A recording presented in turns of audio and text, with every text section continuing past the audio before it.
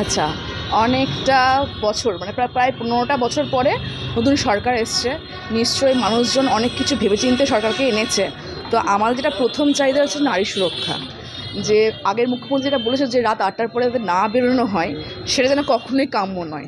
যাই হোক, আর পূর্ণ যে সমস্তগুলো উনি ঘেঁটে করে দিয়ে গেছেন, বিশেষত কামদুনি মামলা বা অভয়াকাণ্ড, সেজন্য প্রপার বিচারটা যেন আমরা পাই। এটা তো প্রধান ইয়ে। আর যেগুলো হচ্ছে তোলাবাজি তো চলছেই, বিভিন্ন রকমের করাপশনও চলছে। কোনো সরকারি কাজ করতে গেলে আগে টেবিলে তলা দিয়ে আগে পয়সা দিয়ে সেই কাজগুলোকে উদ্ধার করতে হতো, সেগুলো না আগে বন্ধ হয়। স্বাস্থ্য অবশ্যই বেসরকারিকরণ করার তো চলছেই সব জায়গাতেই। স্কুলগুলোকে যেন রিওপেন করা হয়, যেগুলো বন্ধ হয়ে যাচ্ছে স্কুলের ছাত্রের অভাবে, সেগুলোকে পুনরুদ্ধার করা। আর হচ্ছে স্বাস্থ্যটাকে যথেষ্ট পরিমাণে গুরুত্ব দেওয়া, কারণ মানুষ আমাদের নদিয়া জেলাতেই প্রপার শক্তিনগর ছাড়া ভালো মতো নেই, স্বাস্থ্যকেন্দ্র নেই। পরিষেবা পান না আপনারা? না, একদমই পাওয়া যায় না। করতে গেলে মিনিমাম আমাদের রানাঘাট পর্যন্ত দৌড়াতে হয়, তাই না? আর একটু বেশি কষ্ট হলে দৌড়াতে হয় আমাদের কলকাতা অবধি। সেই স্বাস্থ্যটা আমাদের কৃষ্ণনগর শহরের পক্ষে বেশি ইম্পর্টেন্ট।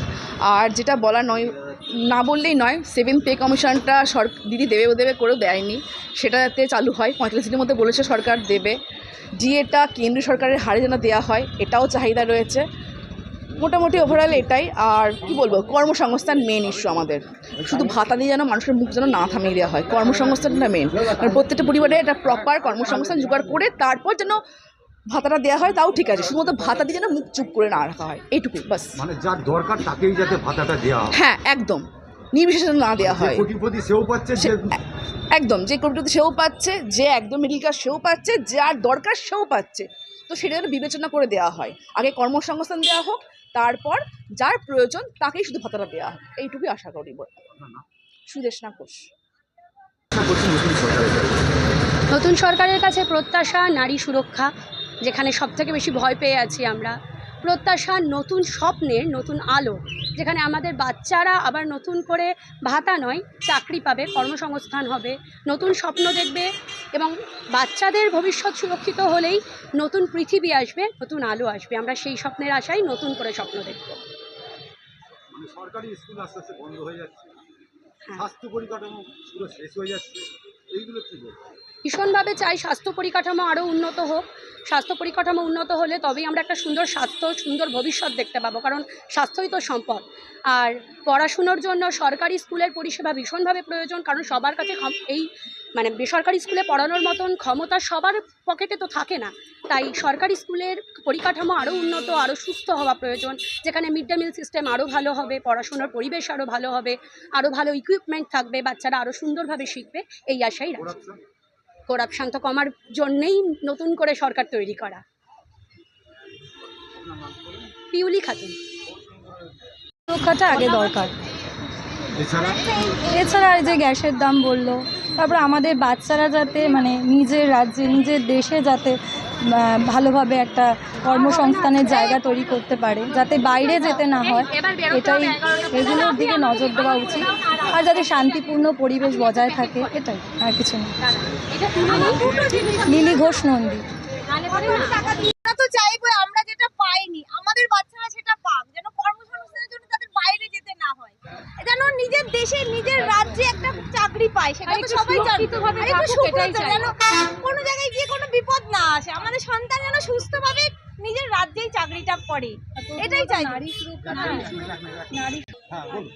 এত জিনিসের দাম বাড়ছে যে রান্না করে তারপর একটা ভালো সরকারি স্কুল নেই যেখানে প্রাইভেট স্কুলে দিতে হচ্ছে, প্রাইভেট স্কুল চালিয়ে নিজের বাড়ির জিনিসপত্রের এত দাম বেড়েছে যে সংসার চালানো খুব অসম্ভব হয়ে যাচ্ছে।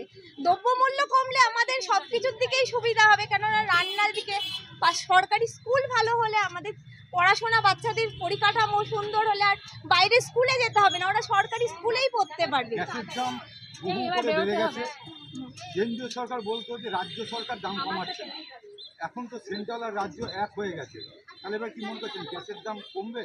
কি চাইছেন আপনারা? সরকারি জানে, হ্যাঁ, যেন মানুষের সুবিধা হয় এটাই চাইবো। সে যেই আসুক মানুষের সুবিধা, যেই আপনি এসেছে। তো একজন মহিলা, আপনাকে সংসার চালাতে হয়, রান্নার গ্যাসে আপনাকে রান্না করতে হয়। তো এটা কি আপনার প্রয়োজন নয় যে রান্নার গ্যাসের দাম অবশ্যই অবশ্যই রান্নার গ্যাসের দাম করলে তো সুবিধাই হবে, কারণ কারুর পকেট ফাঁকা হয়ে যাচ্ছে সংসার চালাতে গিয়ে। কেন সুবিধা হয়? আমরা তো চাইবোই যে দ্রব্যমূল্য কমুক, গ্যাসের দাম কমুক। আপনার নাম? নন্দিতা দত্ত। কি প্রত্যাশা করছেন? মানুষ অনেক এক্সপেকটেশন নিয়ে এটাকে পাল্টিয়েছে 15 বছর বাদে, যাতে নতুন করে ফ্যাক্টরিজ যা বন্ধ আছে সেগুলো রিওপেন হয়, যা সরকারি স্কুলগুলো আছে বন্ধ হয়ে যাচ্ছে সেগুলোতে যাতে আরও স্টুডেন্ট আসে, নতুন করে কর্মসংস্থান হয়, নতুন করে যাতে আমাদের ডিএ, সরকারি কর্মচারী যেগুলো ডিএ পাচ্ছে না সেই ডিএগুলো আবার যেটা প্রতিশ্রুতি দিয়েছে সেরকমভাবে যাতে দেয়। মানে প্রত্যেকটা কাজ যেমনভাবে ওরা প্রতিশ্রুতি দিয়েছে, মানুষের এক্সপেকটেশন বাড়িয়েছে, ঠিক সেমভাবে যাতে ওরা পালন করে, আমরা এইটুকুনিই জাস্ট চাই। নারী সুরক্ষা তো আছেই সাথে, এছাড়া আর কি দাবি আছে? আর নতুন করে কিছু নেই। যা যা ওরা বলেছে পাল্টানোর সময়, মানে পাল্টানোর আগে, সেই এক্সপেকটেশনগুলো রাখলেই আমরা স্যাটিসফাইড হব। মানে আপাতত যাতে এইটুকুনি রাখে। প্লাস আপনার যেটা আর কি বর্ডার সিকিউর করার যে ব্যাপারটা আছে, ইলিগাল ইমিগ্রেন্টসগুলো যাতে না আসে, সেই ব্যবস্থাও যাতে কঠোরভাবে নেয়। আপনার নাম? আমার নাম রোশনাই মৈত্র। হ্যাঁ? রোশনাই মৈত্র। সরকারের কাছে না, অবশ্যই প্রত্যাশা করব প্রত্যেকটা মানুষ যাতে স্বনির্ভর হতে পারে, তার জন্য আমাদের দেশে শিল্প কারখানা হোক। পশ্চিমবাংলার শিল্প কারখানা এমনিতে খুব কম। এটা প্রথমত, যাতে প্রত্যেকটা মানুষ সম্মানের সঙ্গে জীবন জীবিকা করতে পারে, স্বনির্ভর হতে পারে, তার জন্য সুযোগটা দিতে হবে। একটা বৃহৎ কলকারখানা যেখানে যেরকম প্রয়োজন, এবং শিক্ষায় অবশ্যই আমি চাইব যারা শিক্ষিত ছেলে পড়াশোনা করছে, শিক্ষা বিভাগ যথেষ্ট উন্নতি হোক এবং প্রত্যেকটা ছেলে মেয়ে যথেষ্ট এবং ভালোভাবে সরকারিভাবে যেন শিক্ষার সুযোগ পায়, শিক্ষার সমস্ত দিক যেন বজায় থাকে, মৌলিক অধিকারগুলো যেন বজায় থাকে, এবং যোগ্য ছেলেরা যারা বিএড করেছে বা বিভিন্ন ধরনের কোর্স করছে তারা যেন সরকারি চাকরিটা পায়। প্রত্যেকটা স্কুলে এই যে ছেলে মেয়েরা এখন ড্রপ আউট হচ্ছে, সেখানে হয়তো যথেষ্ট শিক্ষক নেই।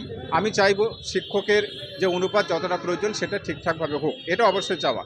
এবং সবচেয়ে যেটা বড়, আমাদের মানব জীবনের বিশেষত গ্রাম এবং শহরে স্বাস্থ্যের ক্ষেত্রে কিন্তু একটা বিরাট অবনতি রয়েছে।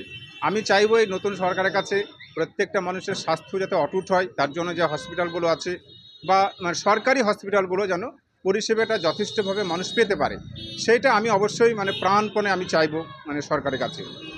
এবং আমি আমার কথা বলবো না, আমি 30 কিলোমিটার দূর থেকে সাইকেল চালে ডিউটি করতে এসেছি এখানে। আমরা মাসে কালকেও স্যালারি ঢুকেছে 10,000। আমি এই সরকারের কাছে চাইবো, অন্যান্য রাজ্যে যেহেতু একটা যারা ন্যূনতম বেতন মানুষের যেটা স্বাভাবিক, যেটা প্রয়োজন, একটা ডাক্তারের কাছে গেলে 1,000 টাকা তিনি ভিজিট নেন, ওষুধ কিনতে গেলে 4,000 টাকা, সেখানে 10,000 টাকায় আমাদের সংসার চলবে না। সুতরাং ন্যূনতম 20 বা 25 যদি হয়, আমরা এর পাশাপাশি অন্যান্য একটা কিছু কাজ, আমি যেমন টিউশন করি, এইভাবে আমরা জীবনটাকে কাটাতে পারবো। এটা আমাদের চাহিদা। এবং আমি চাইবো প্রত্যেকটা মানুষই যাতে কোনো মানুষের কোনো অভাব না থাকে, যে ভাতা সিস্টেমের যে দেশ, এটা যেন না হয়, ভারতবর্ষের মানুষ যেন গরিব না হয় বা ভিক্ষাজীবী যেটাকে বলা হয়। সম্মানের সঙ্গে তারা কাজ করবে, নিজের ক্ষেত্র তৈরি হবে এবং নিজে উপার্জন করতে পারবে।